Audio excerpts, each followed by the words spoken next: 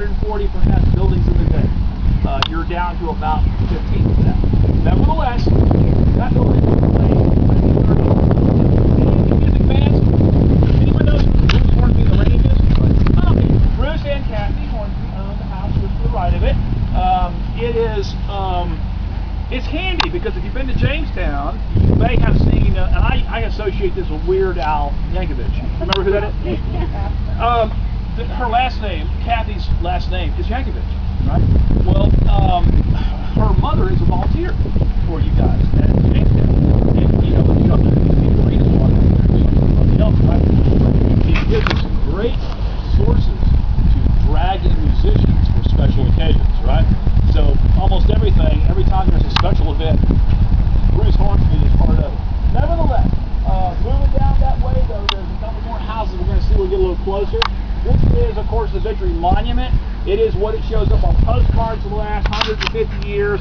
It is what is associated first off with Yorktown. However, this was authorized by Continental Congress 1 month after this battle. This battle is in October 1781. Surrender Day is the 19th of October 1781.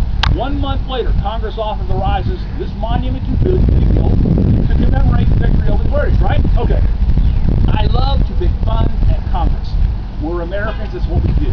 It's our job, okay? It keeps them humble, all right? So why should it be any different here? When Congress authorizes this in November 1781, it takes them 100 years to fund it, okay? So Congress operates no differently now than they did then, all right? So when they get around to funding it, guess what? It's the centennial. It's been 100 years. So it's referred to as the Centennial Monument. Well, now this is Virginia. So think about this. What is on everyone's mind in 1881? It's not the Red War. Yes, it's the Civil War. So they establish a commission, right? This commission is supposed to decide where the monument will be built. The commission says, we're going to build it at the Morehouse. Morehouse is E on your battle route. It's where they negotiate the terms of surrender, right? 300-year-old house? Okay. Clearly we're not there. What happened? They get lost? Well, no. You see, of those folks that are serving in the House of Representatives and as well as the Senate, a lot of them are former soldiers, right? The Civil War still smarts, okay? And this is where?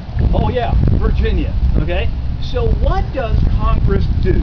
Well, Congress ignores the commission and decides they're going to put that right downtown where a huge Confederate earthworks was, okay? They're going to level it all out, put it right there and go, see, told you, I take that.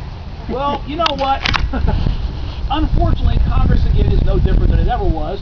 If they had just dug a little deeper, they would have found that spot right there, the ancestral home of Nathaniel Bacon.